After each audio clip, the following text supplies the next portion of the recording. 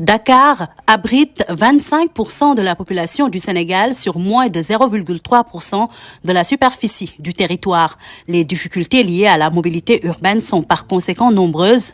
Pour y remédier, la ville œuvre pour un développement inclusif orienté sur le transport collectif avec le projet de restructuration globale du réseau de transport en commun à Dakar, RTC, objet de ce comité régional de développement. Un projet d'un coût global de près de 268 milliards de francs CFA. C'est dans cette logique de renforcement de la mobilité urbaine que s'inscrit ce projet de restructuration du réseau de transport en commun de Dakar, qui est prévu sur la période de 2023 à 2026 et qui est financé par l'État du Sénégal avec l'appui des partenaires financiers et techniques que je salue au passage. Je veux nommer l'Union européenne, la Banque européenne d'investissement, l'Agence française de développement et la coopération allemande à travers la KfW.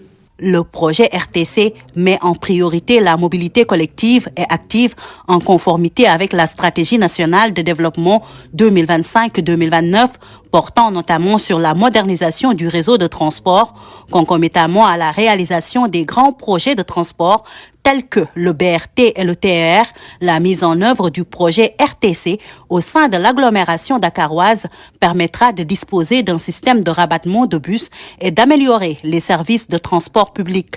La phase pilote du projet prévoit la mise en service de 14 lignes avec 400 bus à gaz environ pour une fréquentation moyenne de 435 000 passagers par jour. Ce qu'il faut savoir, c'est que ces bus de rabattement vont permettre d'intégrer des zones qui sont situées hors du périmètre de ces transports de masse.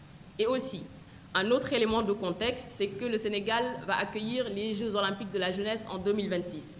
Et pour cela, il nous faut ensemble relever le défi de la mobilité.